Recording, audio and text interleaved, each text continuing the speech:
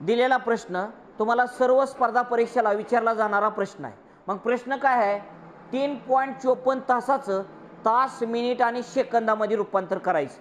मग हे करत असताना तुम्हाला या ठिकाणी तास लिहा, या ठिकाणी मिनिट लिहा, या ठिकाणी सेकंद लिहा। ओके, आता या ठिकाणी काय करायचं, गुणले 6, या ठिकाणी गुणले 36, यांचा गुणाकार केला तर तुम्हाला आला 30, यांचा गुणाकार केला तर आला तुम्हाला 144, बरोबर।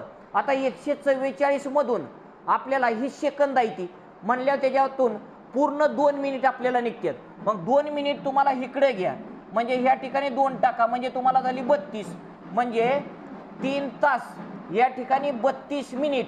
आणि तुम्हाला आता 2 मिनिट म्हणजे 120 सेकंद, 144 मधून 120 सेकंद गेली, तुम्हाला 24 सेकंद उरली, म्हणजे 3 तास 32 मिनिट 24 सेकंद ह्या दिलेल्या प्रश्नाचं उत्तर असेल।